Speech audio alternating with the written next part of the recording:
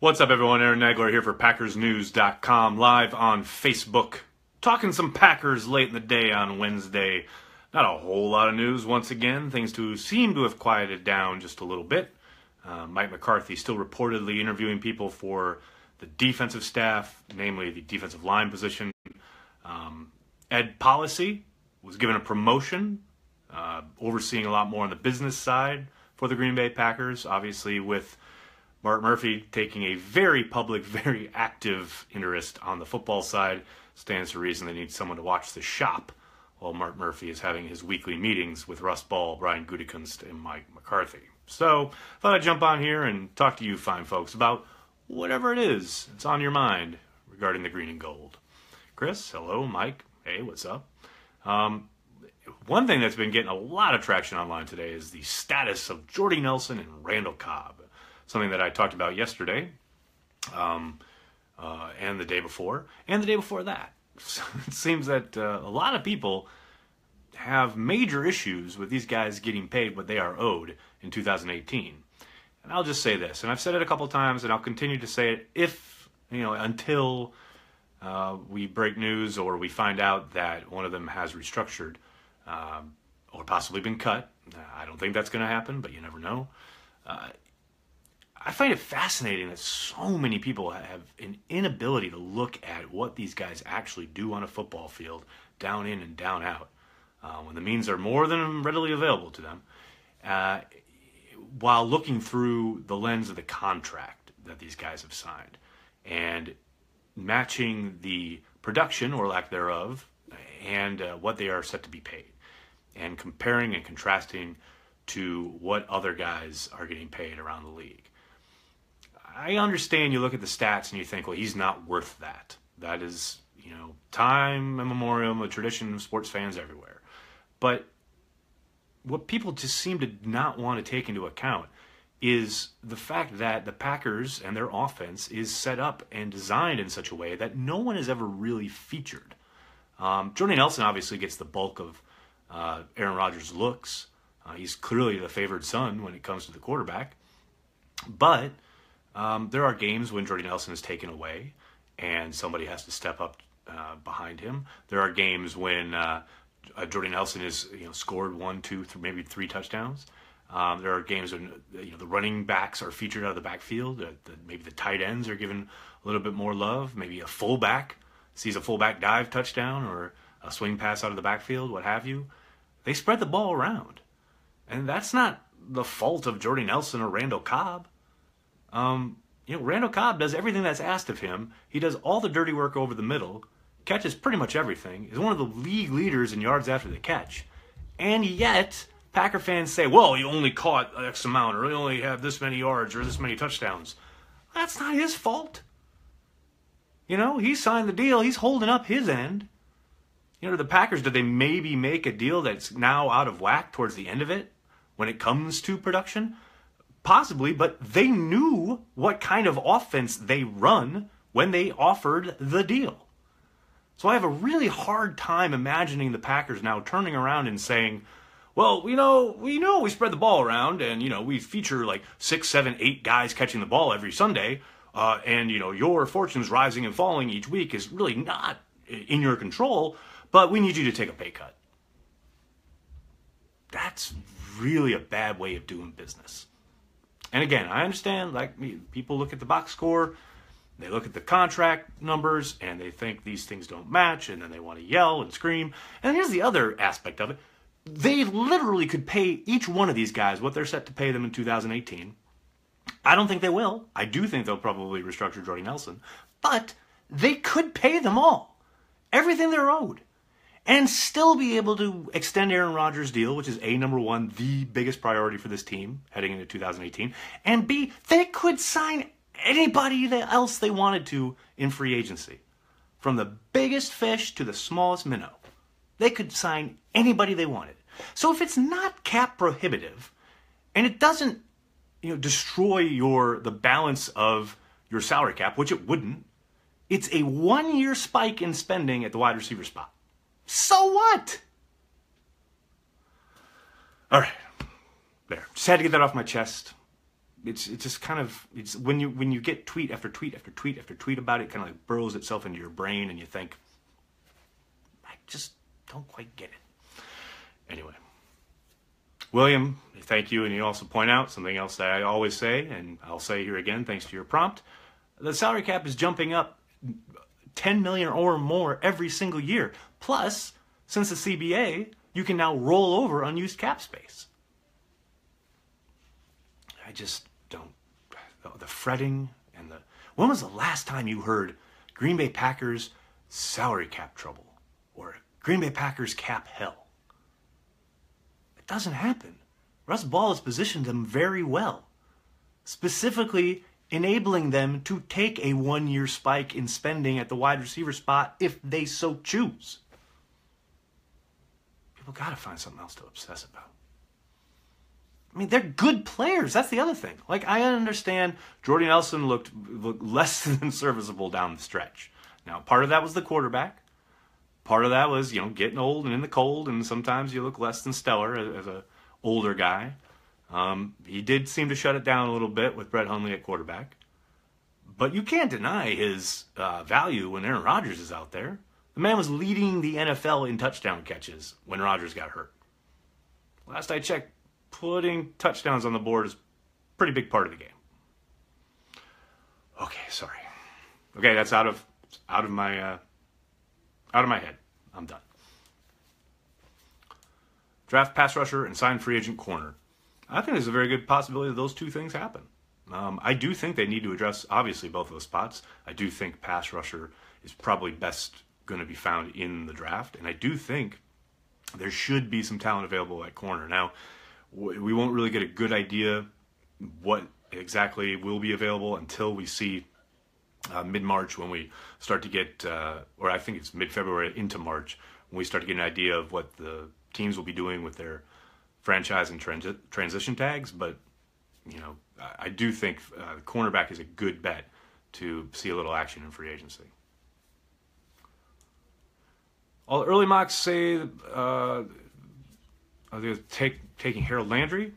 Let me get a little bit further into my draft work. Because the Packers blew up their organizational structure and fired their coaches, I've spent the last week and a half working on all of that. I'm starting to get into the draft, but haven't really looked at anybody yet.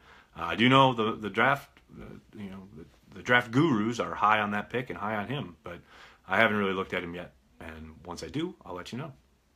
Do they need a big name tight end? Travis, I'll tell you what, I've said a couple times, they need to overhaul the tight end position.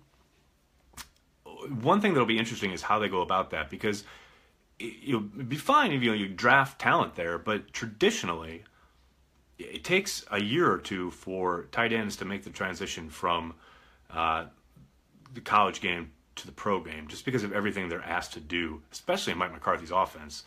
They're asked to know everything from inline to being split out wide as a receiver to playing as a kind of an H-back in the backfield, blocking and receiving out of the backfield. So, that jump that you're asked to make is pretty significant. And it's very rare when, an NFL rookie tight end has a big year, especially production-wise. So while I do think they'll probably look at drafting one, I think they almost have to go out into free agency if they want to augment what they have, which is essentially right now Lance Kendricks, because Richard Rodgers is set to be a free agent and Marty Bennett was cut. So what went from at the beginning of the year looking like a really excellent kind of collection of talent has suddenly become a threadbare group, and they are going to need to do something to kind of restock and I guess reload at the tight end position. And I think free agency has to be part of that that quadrant. Could the Packers use Ty like New Orleans does Kamara? Terrence, I think so. I don't think he's quite as explosive, but they definitely could use him as far as a receiving guy out of the backfield, splitting him out and using him on some of those perimeter screens that New Orleans obviously killed the Packers with, but they also used effectively against other teams. I do think you're going to see that's how Montgomery is going to be used throughout the rest of his career. He'll be used kind of all over the formation, backfield, split out wide, in the slot. They're going to find different ways to utilize his skill set because as I've said before, it doesn't really matter what you call him. You can call him a running back, you can call him a wide receiver. It doesn't really matter. Just get the ball in his hands and let good things happen. Sign Nick Foles. Yeah, Zach, we'll see if they let him go out of Philadelphia. Rollins to safety. Vince, I guess it's a possibility. I worry about Quentin with that Achilles injury. Those are really tough to come back from.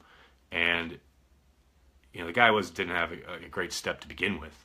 Now, maybe he could be salvaged at the safety spot, and Lord knows they could use some help there. But, I don't know, let's see him come back from that injury first before we start moving him position-wise. Montgomery is moving to safety. That I doubt. Can Jimmy Graham be what Jermichael Finley was in the Packers offense?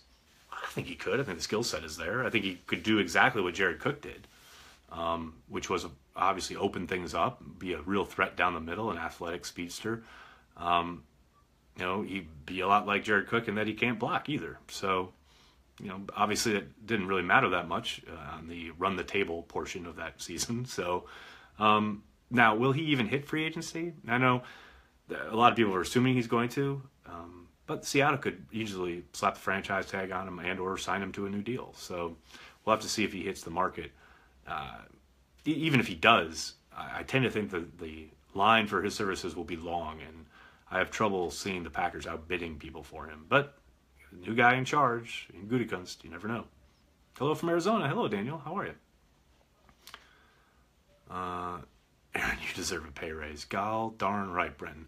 You need to write the Green Bay Press Gazette. You need to call them. You guys need to tweet them.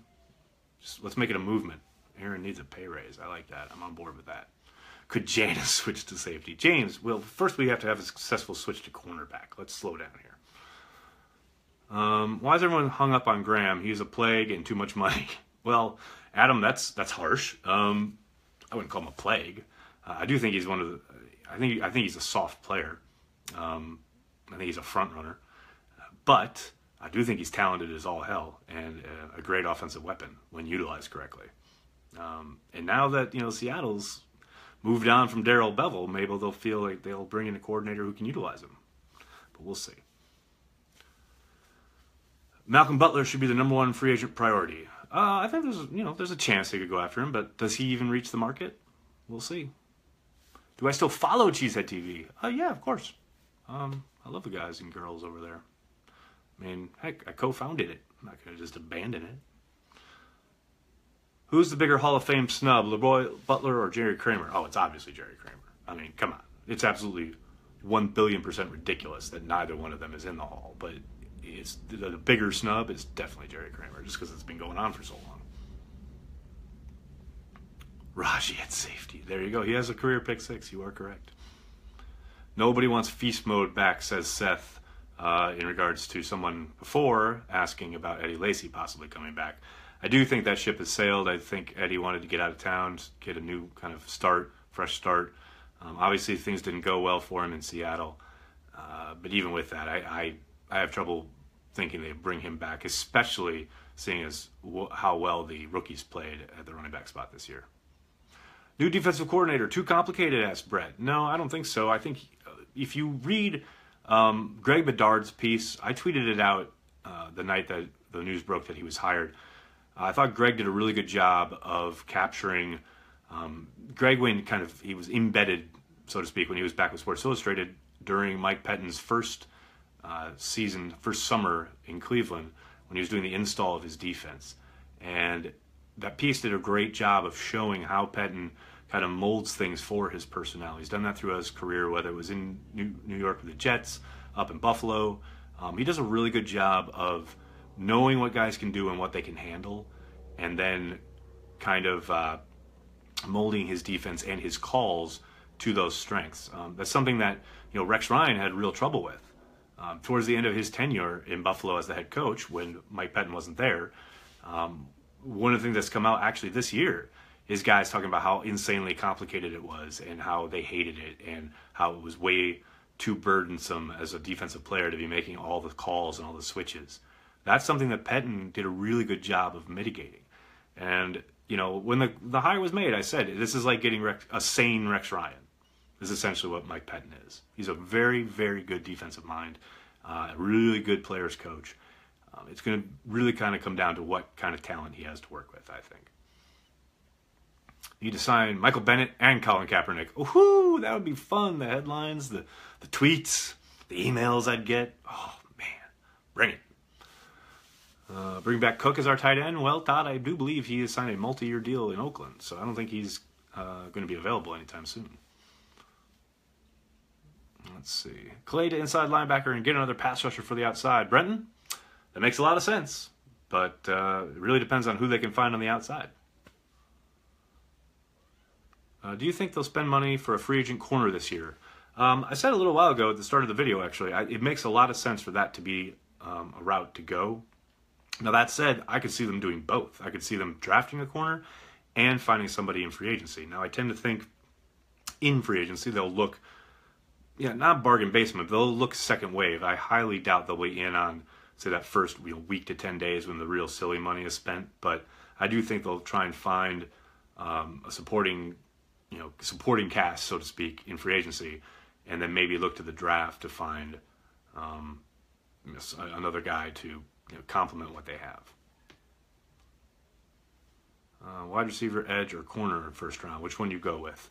Whew, that's a good question. I gotta say edge. I've been saying for years they absolutely desperately need someone who can win a one-on-one on the outside, whether they're running a 4-3 or a 3-4.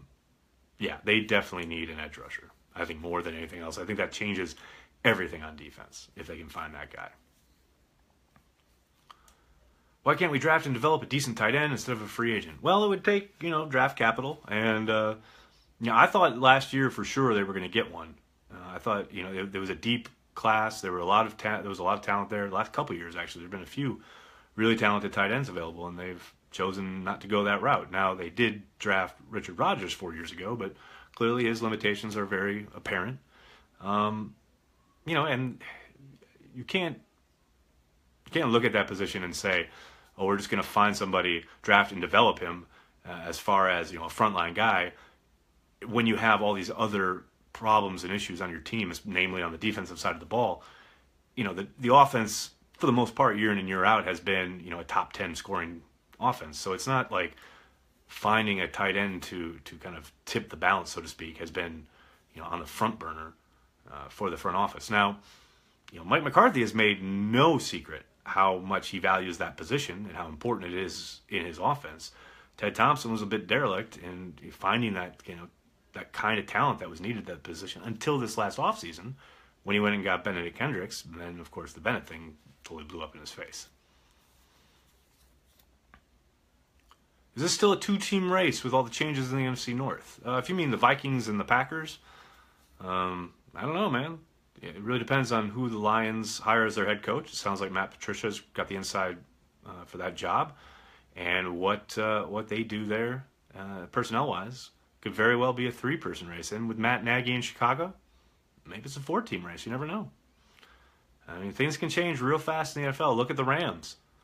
Jeff Fisher, they're an absolute joke, and then they hire young Sean McVay, and they're a playoff team. That could absolutely happen with the Bears. With Trubisky there. The kid's got a lot of talent. Obviously, a lot of work to be done there, but, get him some weapons. They've got a promising defense. Vic Fangio sticking around. They could turn it around real quick. So, I have a hard time sitting here, late January 2018 saying it's only a two-team race because a lot can happen between now and kickoff of the 2018 season. Always seem to take 2 to 3 years to really mature and become good. Tight ends, safeties, edge rushers. Yeah, I agree. For the most part, I think you can see talent there with the edge rushers that does indeed take some time to mature.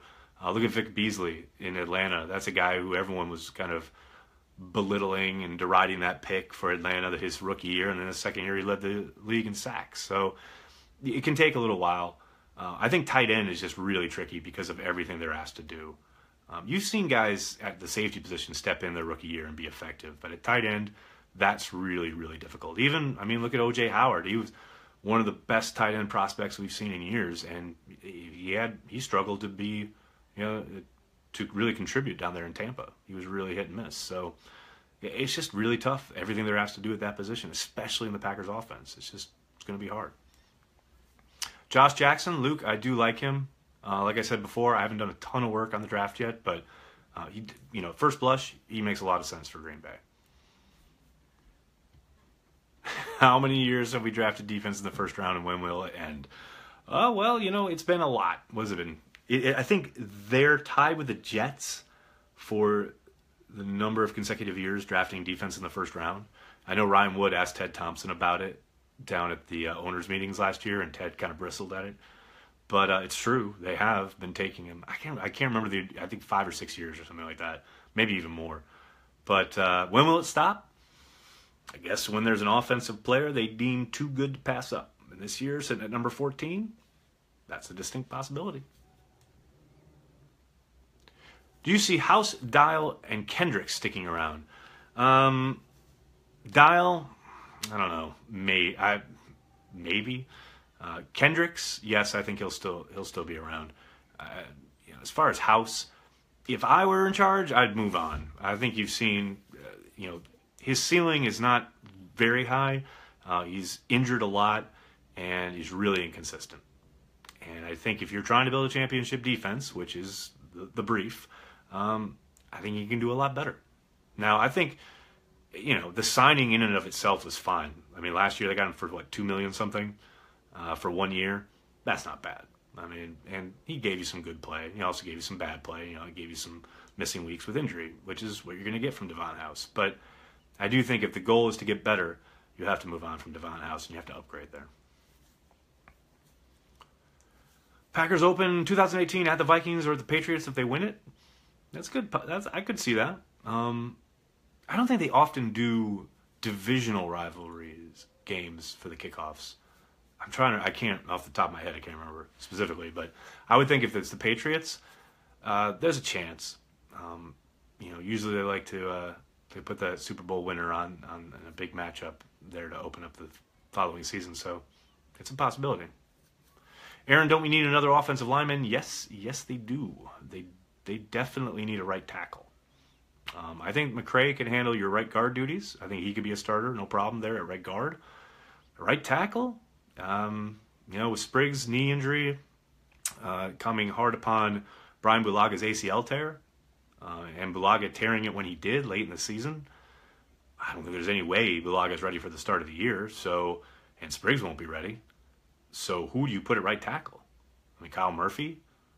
He's a fine stopgap, but I don't see him as a half-year starter, let alone 16 games. So yeah, I think they definitely need to find someone. Now I did a little look at the free agent crop for tackles in general, but at right tackles specifically, it ain't pretty. So I think that if they are going to address that position, and you have to assume they are, they're going to have to look at the draft. Now, the Packers have had a lot of success late in the draft with offensive linemen. Obviously, Bulaga was a first-round pick, but Bakhtiari was a third-day pick. Corey Linsley was a third-day pick. Lane Taylor was undrafted. So they can do it. They can find a starter there, but you got to think. Yes, they desperately need to find someone to line up with the starters for at least the first 6 weeks, because you have to think Bulaga is most likely going to start the year on the PUP, which would mean he's out for the first 6 weeks of the season. So they'll at least have to find someone who can get them through the first 6 games.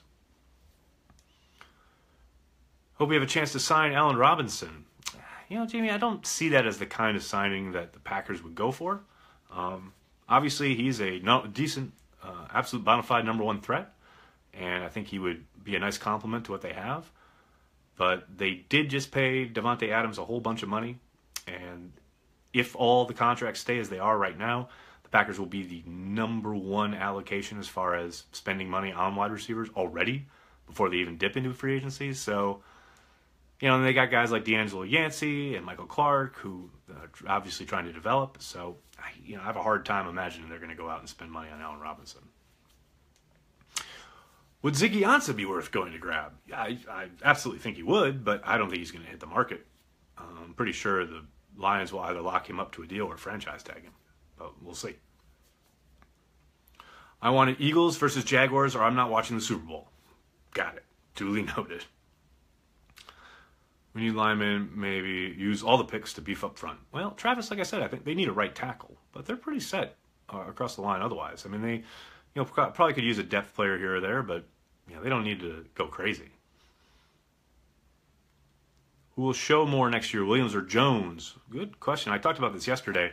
I think a big part of it is how much Jones can improve in his pass blocking. These guys, both of them have proven themselves as runners. It's pretty clear that Aaron Jones is the more explosive player and the more instinctual runner. But I tell you what, Williams runs hard. He's a beast, and he is absolute dynamite lockdown in pass protection. When Aaron Rodgers is your quarterback, that's got to be your number one, especially in an offense where they can change every play, every single snap to a pass play. You got to have your guy out there who knows how to protect the franchise. It's as simple as that. But if Aaron Jones can improve and show market improvement in pass protection, I think he has a good chance to unseat Williams as kind of the lead dog there in the backfield. Andrew, what's up? What's up, Columbus? Will we sign Antonio Cromartie? I highly doubt it, but never say never. Free agent frenzy starts in January. Wait and see who gets re-signed first. Yeah, I mean, actually, I think it starts February or March. Is Big Ben going to retire? I'll be very shocked if he does. We're going to get a lot of ball game left shirt. You know what? I did make some back in the day with Cheesehead TV. I need to make a new batch. Who do you have winning the Jeff Fisher Bowl? I got the Philadelphia Eagles. Williams and Jones, nice one too, but what about Montgomery? Tammy, I think Montgomery will continue to be used probably in a third down capacity, and you'll see him used as a receiver as well. I don't really think it, like I've said a couple times, I don't think it matters what you call him. Just use him, just get the ball in his hands, sprinkle him in here and there. I don't think he's ever going to be a featured guy like he was at the beginning of this season, but he'll still be utilized quite a bit. All right, everybody. I'm sorry I got to jump, but thank you so much for joining me. I'll be back tomorrow to chat some more Packers with you, so make sure you're following Packers News on Facebook, and you get the notifications saying that we're live. In the meantime, check out PackersNews.com for all the latest. We've got it all for you. And until tomorrow, have a good night.